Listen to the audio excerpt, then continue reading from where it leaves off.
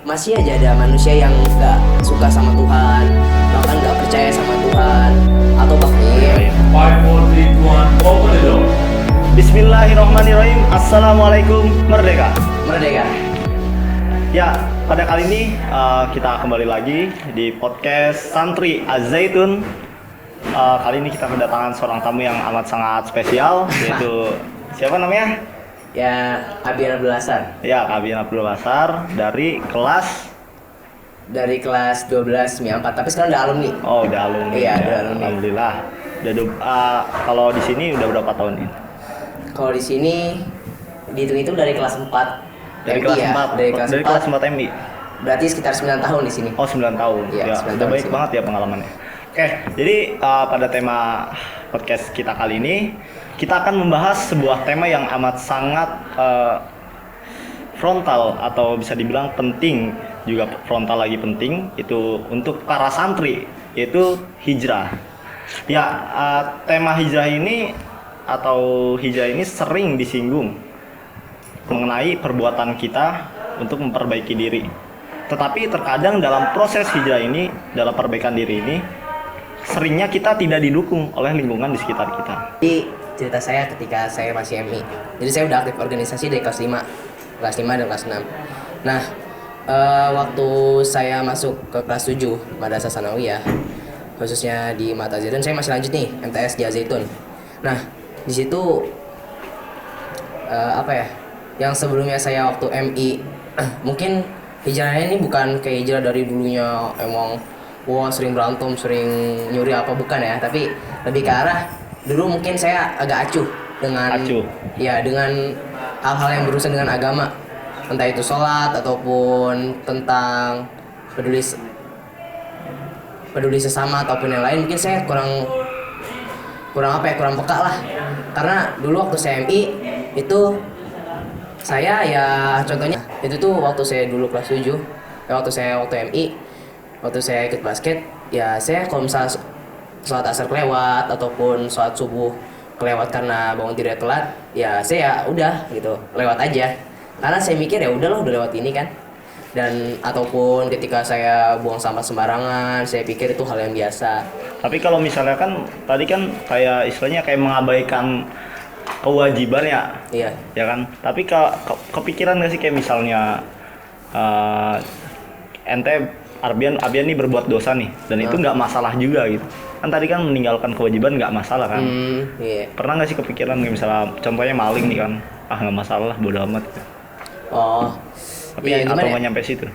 Bukan lebih ke arah nggak mentingin dosa atau gimana, ngerasa nggak berdosa atau gimana, tapi lebih ke arah belum tahu aja ilmunya mungkin ya. Oh. Jadi saya belum tahu itu mungkin dosa atau enggak atau apa, jadi saya ngelakuin gitu ya. Jadi waktu saya kelas 7 lagi bulan Ramadan, jadi orang tua saya mengirimkan saya Al-Quran, isinya di bagian paling belakang tuh banyak hadis.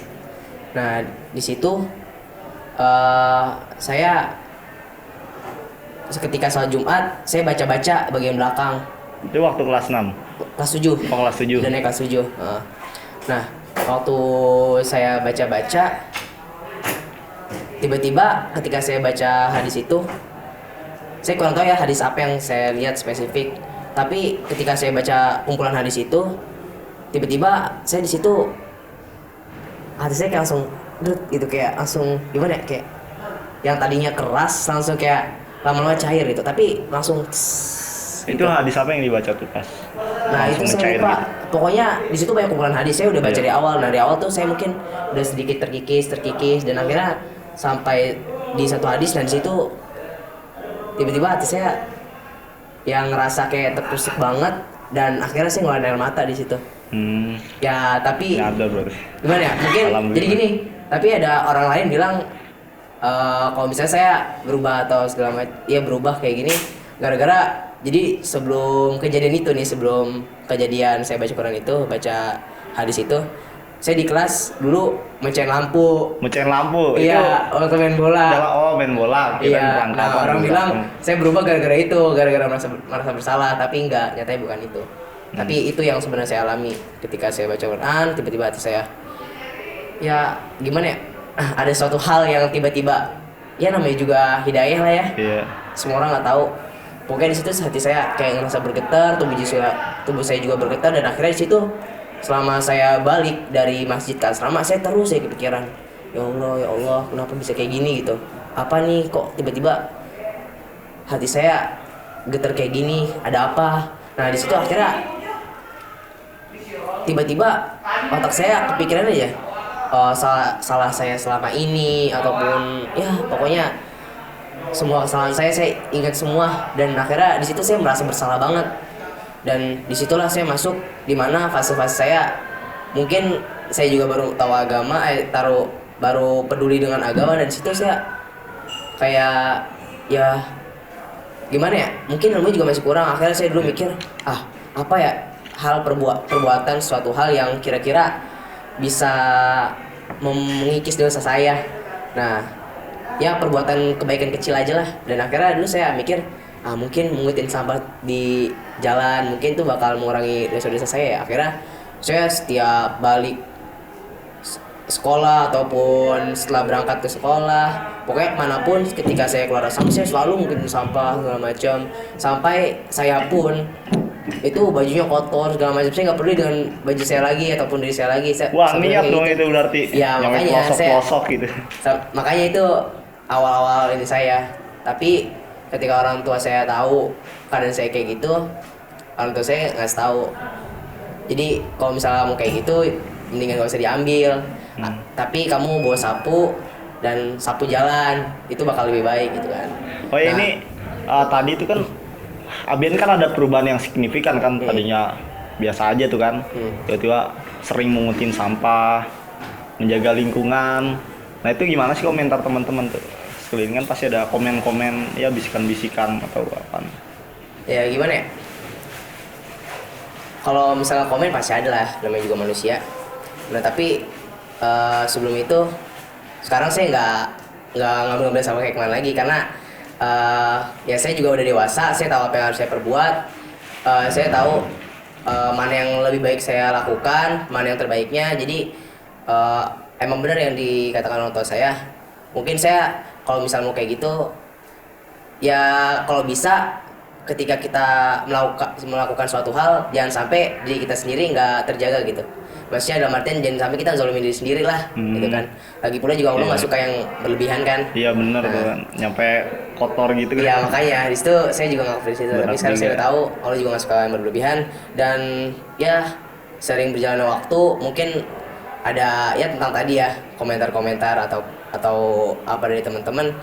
Ya dulu, jadi bahkan saya sekarang ya kadang pernah berpikir, waduh kenapa ya kok kayaknya udah buat baik tapi orang masih aja ada yang benci ataupun masih ngatain segala macam. Di situ saya heran gitu, kenapa bisa kayak gitu. Itu dikatain apa aja tuh?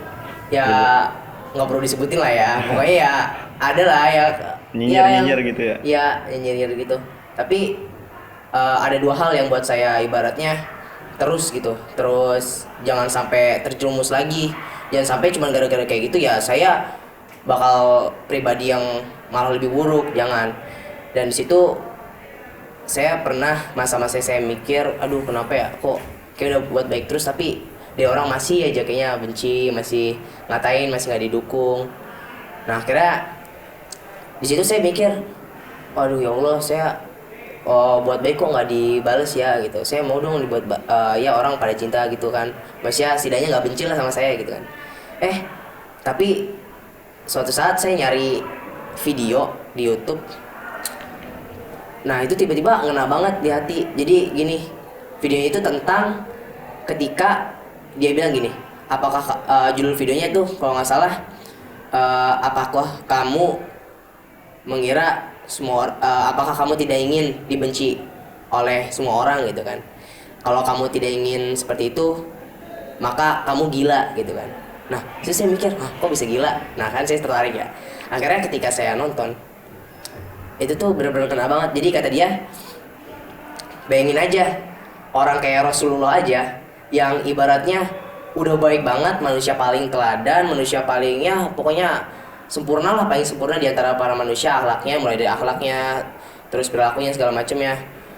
Yang kayak gitu aja masih dibenci coba. Iya benar. Dan bahkan Dilemparin kotoran sapi juga, kotoran iya, hewan. bahkan Tuhan aja, Allah loh mas, masanya Tuhan yang udah nyiptain kita aja, yang lebih banget dari Rasulullah itu, bahkan masih aja ada manusia yang nggak suka sama Tuhan, bahkan nggak percaya sama Tuhan, atau bahkan benci sama Tuhan, dan bilang Tuhan itu nggak adil.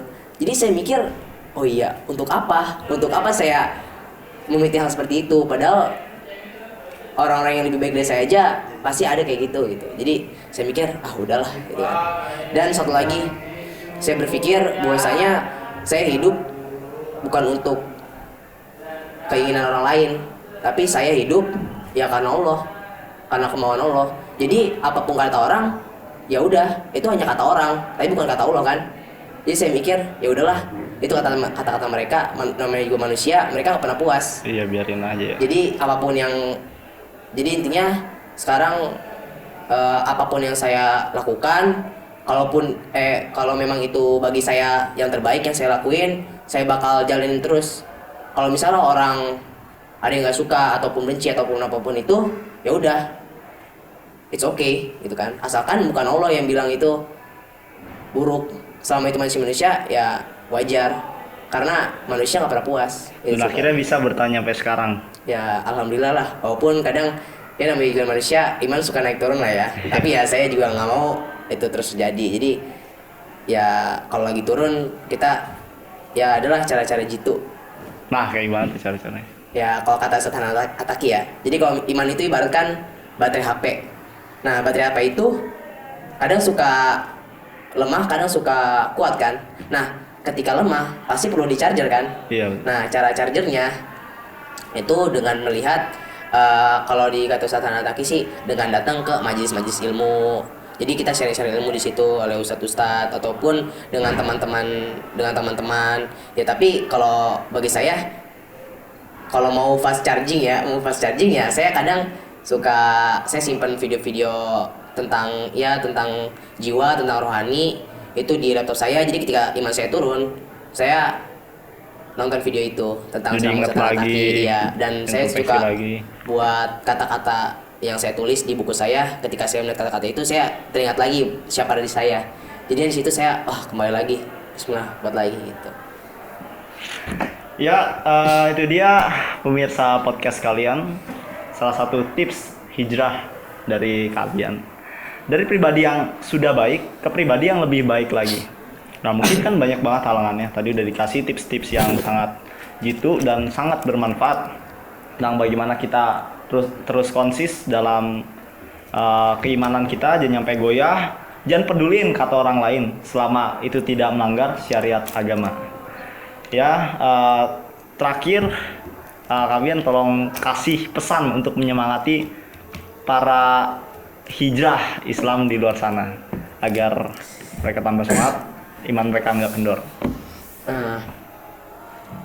Oke. Oh ya, sebelum pesan, saya ingin berterima kasih yang sangat besar kepada Ahmad Al-Zaitun ini.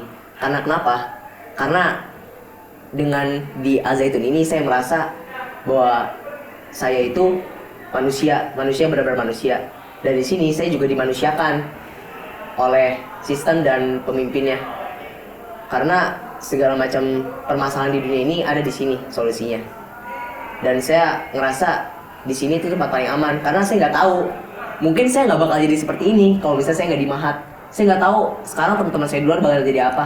Bahkan teman saya dulu baik, yang saya sering main sama dia, sekarang saya udah nggak tahu dia jadi apa. Ya udah miris lah keadaannya. Jadi saya bersyukur. Dan untuk teman-teman di luar, pesan saya yang ingin menjadi lebih baik, kalian harus kuat ya. Pokoknya apapun yang orang katakan tentang kalian, mau tentang kayak dibilang itu munafik atau apapun itu, tenang aja. Itu baru anggapan manusia, bukan anggapan Allah. Anggapan Allah itu paling penting. Di situ poinnya. Dan kita hidup bukan untuk keinginan mereka, tapi keinginan Allah. Ya. Pokoknya kalau misalnya ada hujatan atau segala macam itu hanya ujian doang dari Allah buat ngetes kita tuh kuat nggak, sekalinya berubah kita bakal baik lagi atau terus ke depan buat berubah. Dan sih itu aja. Nah itu, ingat terus jaga lingkungan kalian agar mendukung keimanan kalian juga. Wassalamualaikum warahmatullahi wabarakatuh. Merdeka!